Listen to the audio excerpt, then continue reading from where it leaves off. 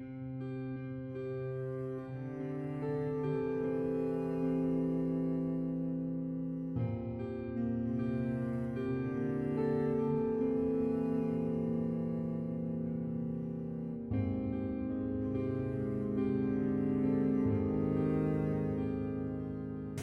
to the reading of the Spirits book. We are reading the introduction, so we went through parts 1 to 5, which talks about the definitions, the methodology, and part 6 is about the summary of Spiritism. So Kardec takes the time here to just give a brief summary of what Spiritism is all about, and because this is so much content in here, we thought it would be a good idea to actually do the full reading.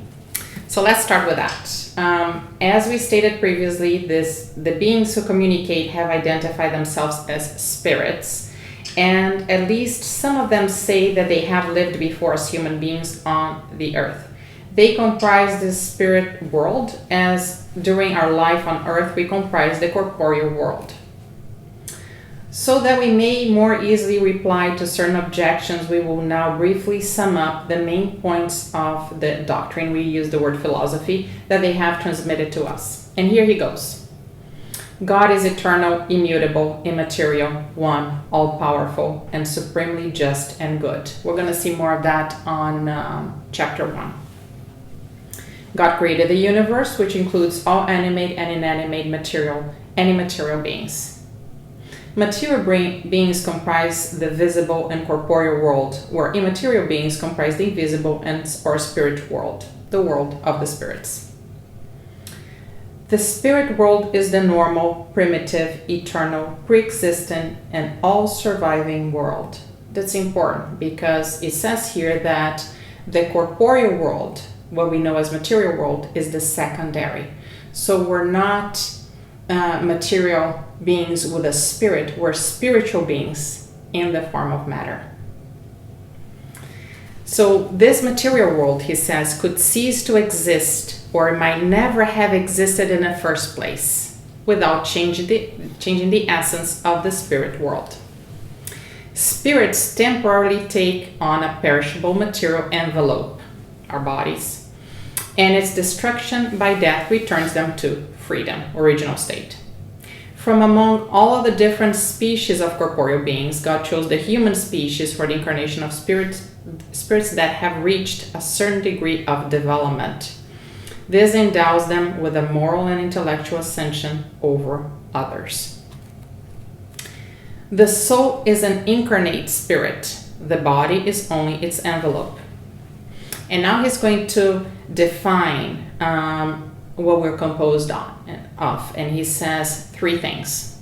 He talks about the body, similar to those of the animals, animated by the same vital principle, and we talked about this vital principle in the previous video.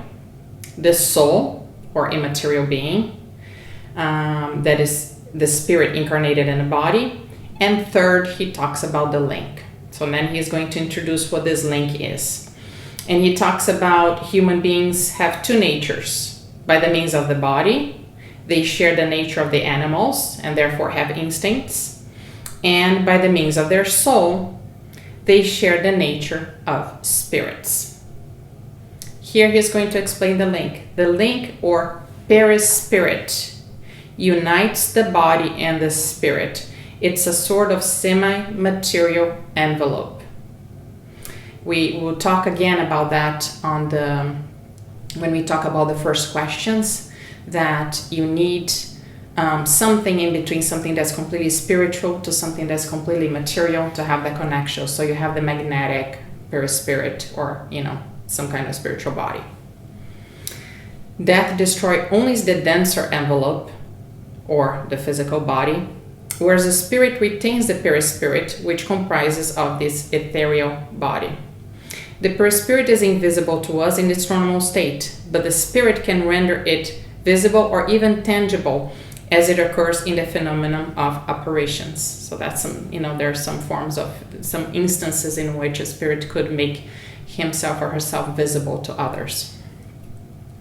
Therefore, spirit is not an abstract, indefinable being that can only be conceived by thought. It is a real, circumscribed being in certain cases may be perceived by our senses of sight, hearing, of touch. So he's already talking about mediumship. Some people do have the ability to hear, see, or feel the presence of spirits. As he goes on here, he starts explaining the orders. Not all spirits are the same. So he says, spirits belong to different orders, and they are not all equal in power, intelligence, knowledge, and morality.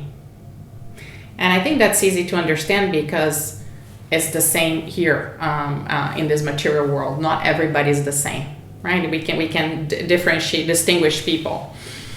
Those of the first order are the most highly evolved spirits. These spirits are distinguished by their perfection, knowledge, and closeness to God, in addition to the purity of their sentiments and their love for what is good.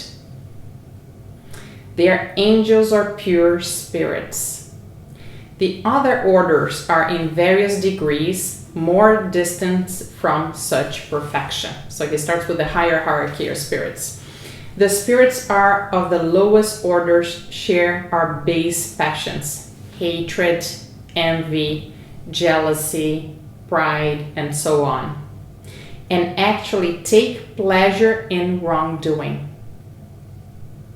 Among these are the spirits who are neither very good or very bad, and who are usually more troublesome and scheming than downright wicked.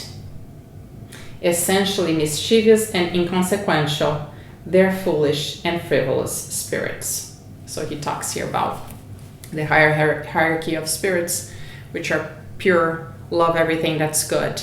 They're the ones in the lower that actually love to are attached to wrongdoing and take pleasure in wrongdoing and hurting others.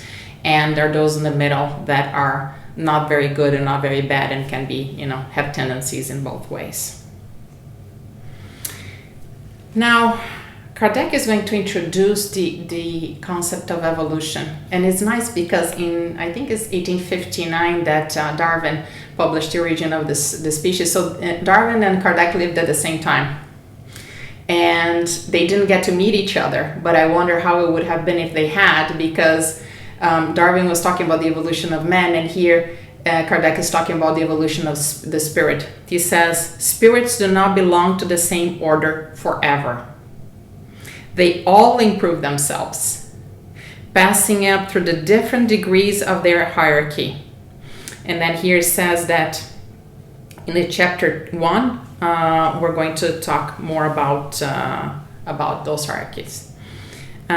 This improvement occurs through incarnation, which is imposed on some as an expiation and on others as a mission. Earthly life is a trial to which they submit themselves many times until they reach their perfection. It's a kind of a sifter or purifier from which they emerge at different degrees of refinement or improvement. So he talks here that we have multiple lives for the purpose of our evolution. Upon leaving the body, the soul returns to the spirit world from which they came. Following a longer or shorter stay in the spirit world, it will once more start a new physical life. Since our spirit must pass through many incarnations, it follows that we all have had many existences and that we will have still others along the course of the different stages of advancement. This will occur either on Earth or in other worlds. He's already touching here about we don't necessarily need to be focused on only one planet. We're more focused on our degree of evolvement. So let's say if we would look into our evolution process as a learning process, this Earth here will be a certain grade. So we all kind of belong to the certain level, and there are probably other worlds that are in the same level as we go along. So first of all, Earth is getting better. So as we as humans evolve, our humanity is actually going through a process of evolution. So there's a personal involvement and the evolution of our, us as humanity, our planet. The incarnation of spirits always occur in the human species. It would be an error to believe that the soul or spirit could incarnate in a body of an animal.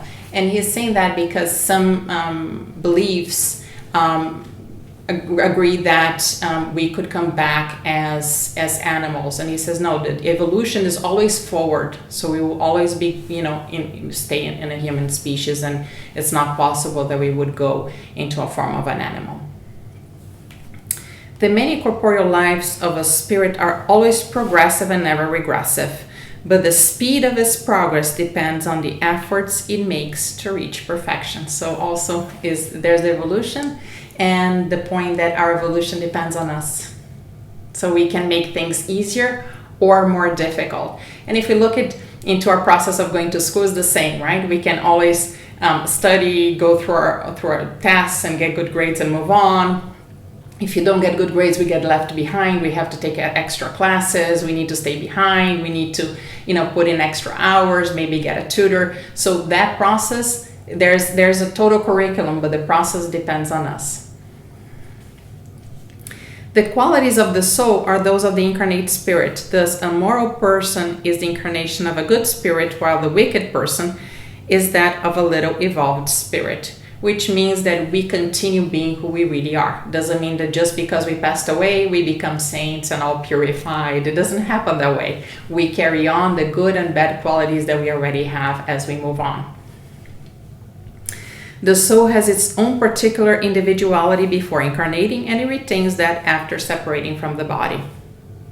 Upon its return to the spirit world, the soul re-encounters all of those whom had known while on earth, and all of its former lives are delineated in its memory.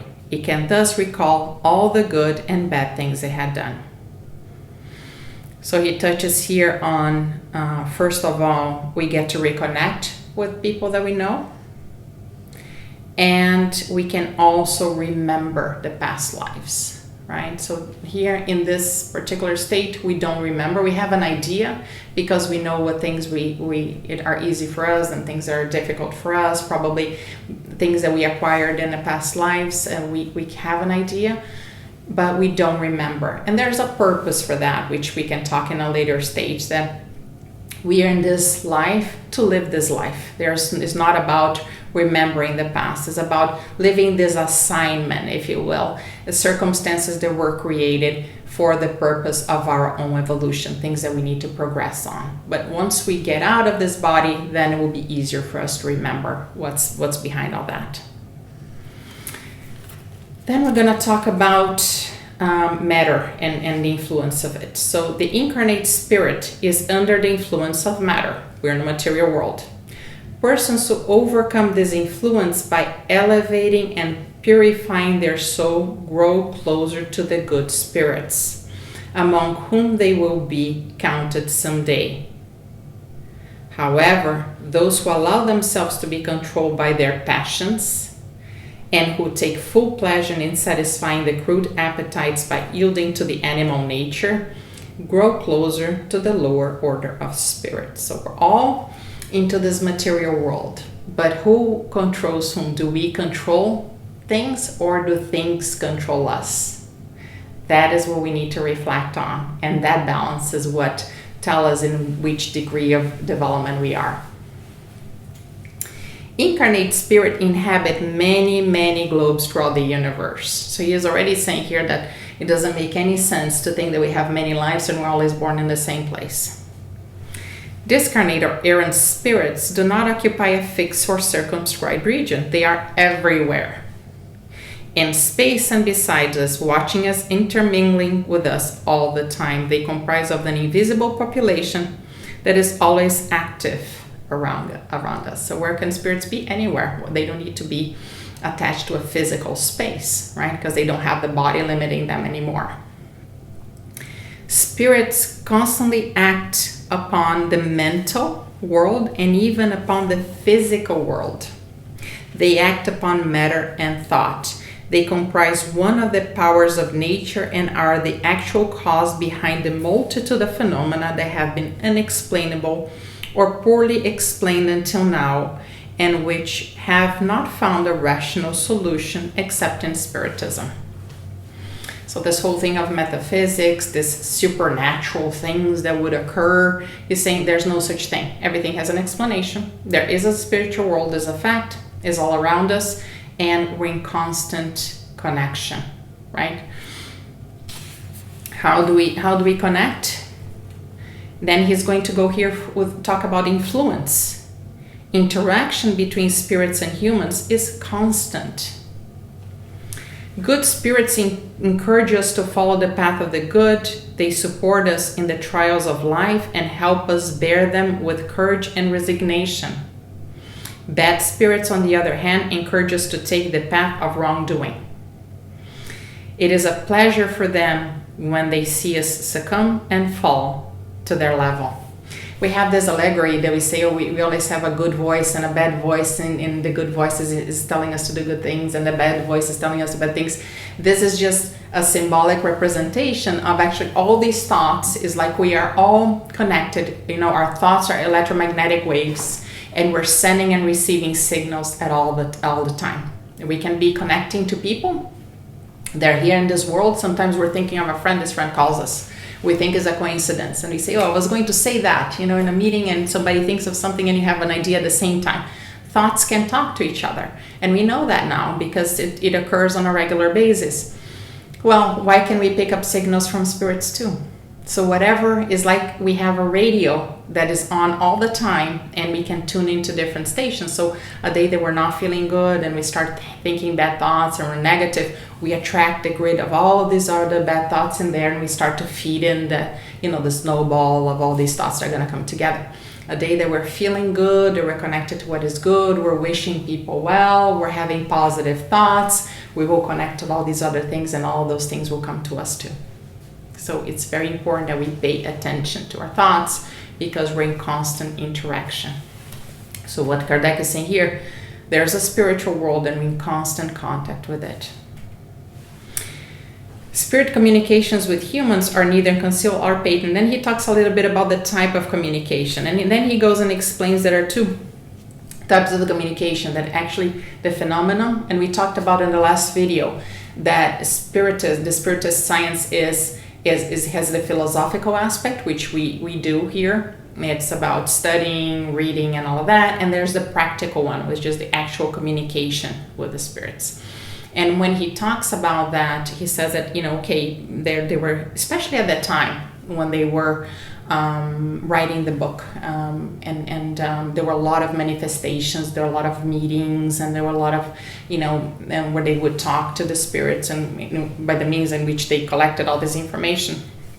So that is actually the practical way. And there's also the way that we just talked about, which is we feel something. And it's interesting because we talk about that, right? We go into places and say, oh, I feel a bad vibe here. I feel something weird, or like talk to this person, didn't feel good. And so that is where we're constantly capturing signals into our environment, and they could be from this world and from the other world.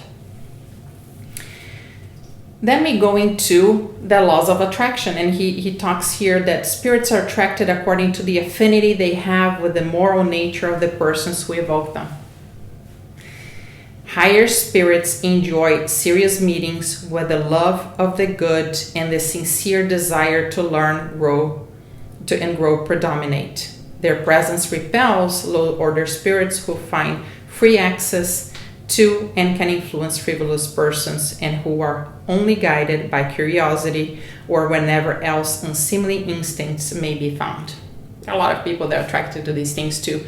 I just want to see, I just want to, I enjoy it, and what is driving those things? That's why people that really study Spiritism are very careful with this practical side, because if it's done, it has to be done, for the right reasons, for the right purpose, in the right context. And in the book that Kardec wrote afterwards, the Medium's book, it's only about this methodology, and he's very serious about that.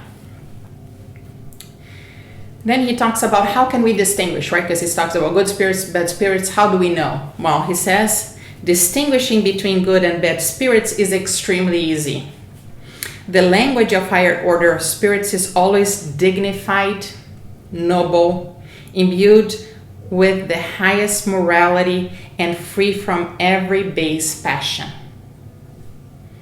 Their counsels reveal the highest wisdom and always address our progress and the good of humankind. Low order or inconsequential spirits are almost always trite and can even be crass. They might sometimes say things that are good and true, but more often they are erroneous and absurd statements, either out of malice or ignorance. They laugh at people's gullibility and amuse themselves at the cost of those who question them, flattering their vanity and desires with false hopes. In sum, serious communications in the perfect meaning of the term only occurs in serious centers, where the members are united by the intimate communion of those of thought directed towards the good. So he talks about, it's just like if we were to receive, we can talk about a spiritual communication, but you say you receive a phone call or an email, or you get an email from somebody you don't know. By the language that this person uses, by what the person's asking you to do. If somebody's asking you to put a bomb somewhere, and somebody who's asking you, there's a bunch of children that are orphans right now and homeless, go feed them. Well, by that tone, you can tell who you're talking to, what kind of person that is addressing you by the content of the language and what they're trying to instill in you. Are they trying to make you better, more generous, more forgiving, more loving, happier, better fulfilled? Or they're trying to make you envious, jealous, greedy, revengeful, and all of that. So we can tell. And he's saying, but if you study it, you will know. And you know, pay attention to that which you attract and be very careful with who you're talking to. Then he goes into morality. The morality of higher order spirits may be summed up in the gospel maxim of Christ. Do unto others as you would like them to unto you. That is, practice the good and not wrongfulness. In the principle, humankind finds the universe rule of conduct, even for the smallest actions.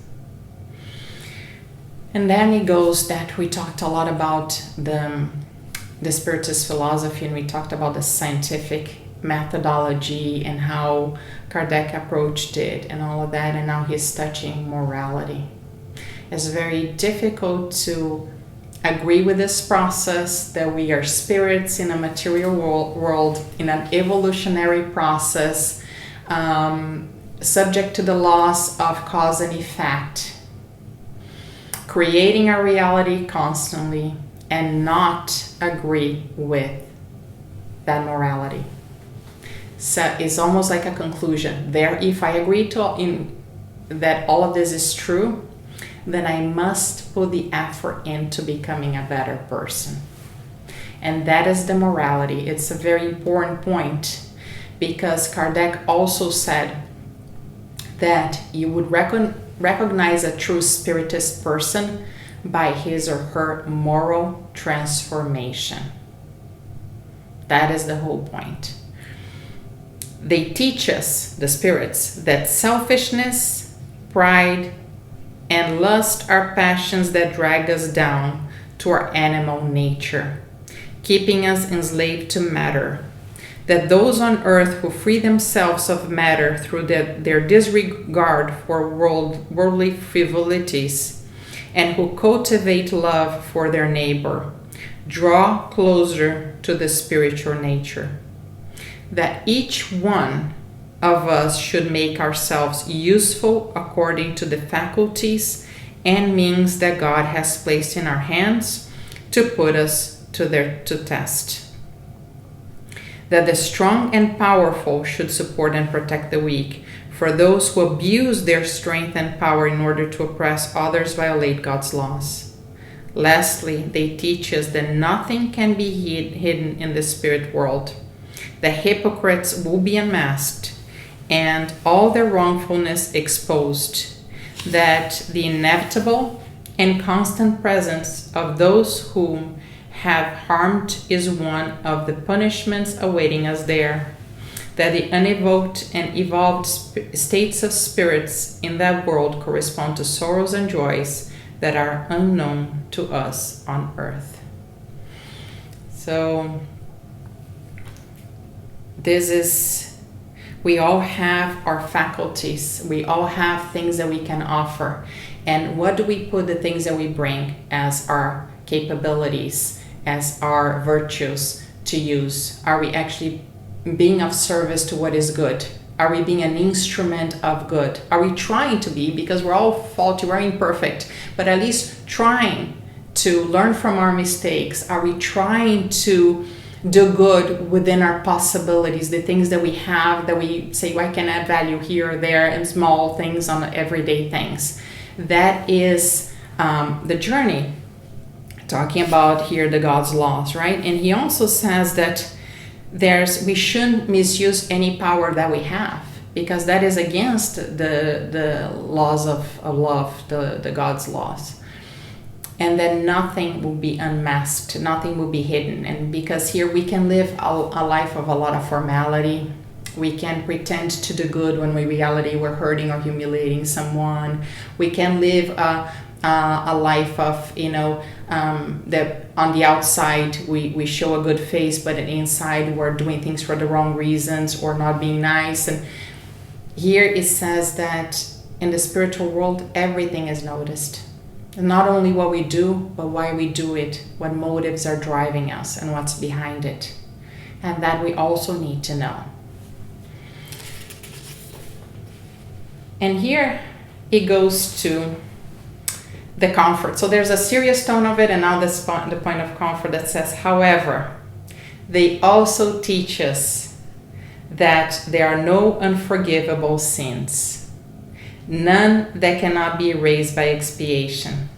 Depending on our desire and effort, we find the necessary means to expiate them in the many existences that enable us to advance on the path of progress towards perfection, our final objective. So it just dissipates this whole thing about, I'm going to go to hell forever and there's no way, and when we get out of this life, either we're going to go to a good place or a bad place, and there's no transition. We have a multitude of lives where all have the same objective of perfection. How and how soon and how painful we make this process is up to us. But there's no wrongdoing, there's nothing that can be fixed, that can be repaired by the laws of cause and effect, by the laws of evolution, and by the laws of love.